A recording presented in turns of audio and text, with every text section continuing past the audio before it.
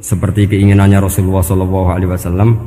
Terus niki terakhir anna Rasulullah sallallahu alaihi wasallam kana la yanamu hatta yaqra alif lam mim tanzil wa tabarakalladzi biyadil mulku wa qala las antawuf yufaddilani kulla suratin fil Qur'an bisab'ina hasanatan. Jadi di antara kelebihannya surat Tabarak adalah mengungguli umumnya surat dengan kelas 70 kali derajat.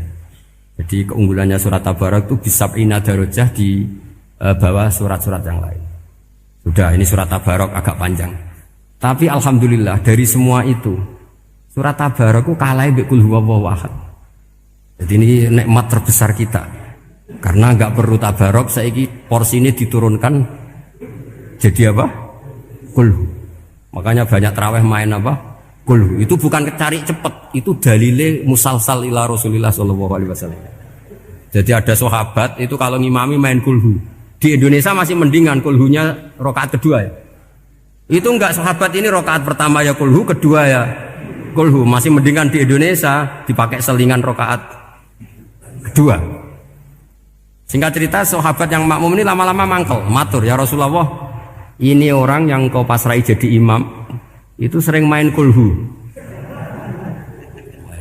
Akhirnya Nabi memanggil, ya fulan kenapa kamu suka baca kulhu?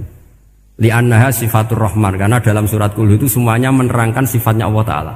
Maka saya suka itu. Nabi saat itu juga dapat wahyu, ya Muhammad kasih tahu orang itu, inni uhibbu, saya suka dia karena dia suka Qul. Nah, itu aja hafalkan itu. Jadi itu riwayat yang lebih menggembirakan itu. Jadi enggak usah Tabarak, cukup apa?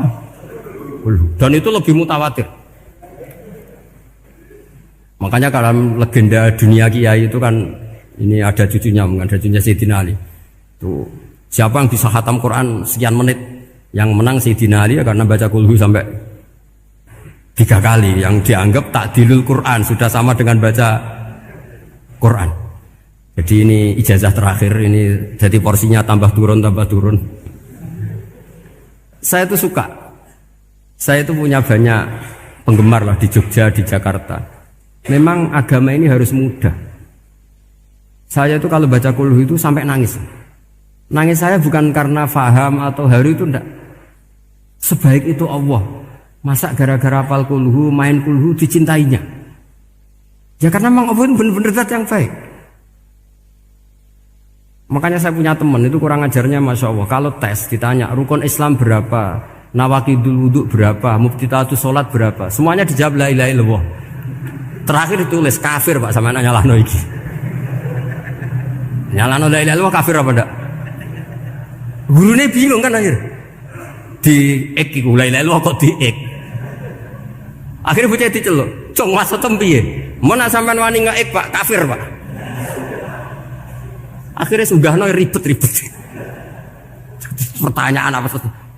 Ma muftilatus sholat la ilaha illallah. Nah gitu wudu ya. Tapi jangan tiru lho. Lah gurune kok ngek kawani kafir. Siapa yang berani ngek la ilaha illallah? Ya ana menes sing buweling. Angin belinge itu disurati wong tuane. Kalau nu mondok sarang era kuno, dadi ijek lugu wong. Surati wong tuane, kowe gak susah, wong tuamu disurati. Tenang ya Gus, bapakku buta huruf. Jadi wis disurati, gak ngefek wong bapake buta huruf.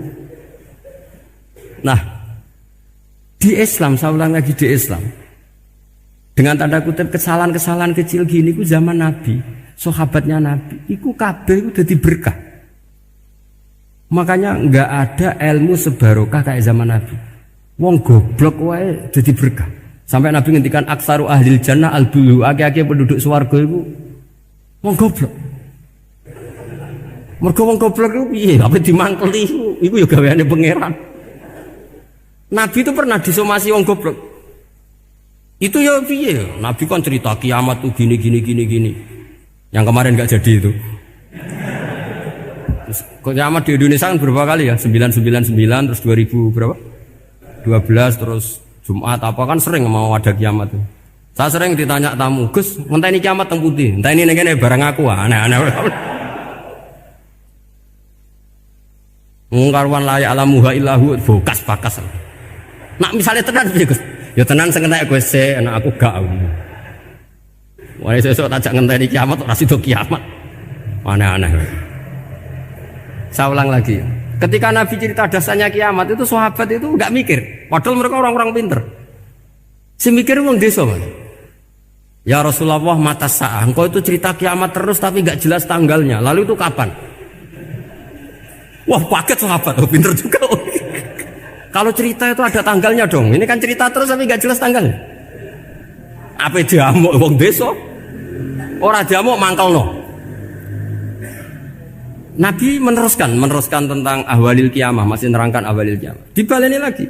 Ya Rasulullah mata sa'ah. Lalu kiamat itu kapan? Ini kalau ijazai, jadi bodoh tapi untuk ridhanya Allah Ta'ala pun. Kalau lah kadang jadi pinter gue nyesal. Ribet. Kongkonan ini, kongkon Pak Najib barang ini akhirnya. Gara-gara pinter. Padahal kok ya wong bodoh lah mlebu swarga, ribet kan? Direwangi dadi wong alim, sebelum kok wong bodone ya melok mlebu swarga.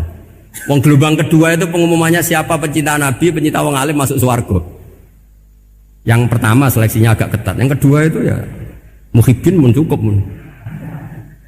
Jadi sebenarnya swarga ya ketemu wong ora jelas-jelas nih. Wah repot ya. Akhirnya ketika Nabi gak jawab, sahabat itu banyak yang analisis kariha maqala, lam yasma, ada yang bilang lam yasma, memang Nabi tidak dengar. Ada yang analisis sami'a wa kariha maqala, sebenarnya Nabi itu dengar tapi gak suka karena pas khutbah diket, diinterupsi. Karena diulang-ulang lagi akhirnya akhirnya Arabi tadi mengulang-ulang lagi, akhirnya Nabi jawab. Karena Nabi itu orang yang sangat pintar, jawabnya ma'atattalaha. Kamu kok berani tanya kiamat kapan, persiapan kamu apa? Fawawahi ma'atatulaha kabiro sholatin wala siyamin wala kada wa kada walakinni uhibbuka. Cek menang ya pede. Apa Nabi tanya persiapan saya? Oh kalau sholat saya biasa kok bangga. Wes wong desa biasa kok. Fawawahi ma'atatulaha kabiro sholatin, saya sholatnya biasa, puasa biasa. Maksudnya wajib-wajib tok lah, ndak aneh-aneh. Tapi walakinni uhibbuka, tapi saya ini mencintai engkau. Apa jawabannya Nabi? Almar'u ma'aman ahabba. Dan itu melegenda seluruh dunia, baru kayak Bedui.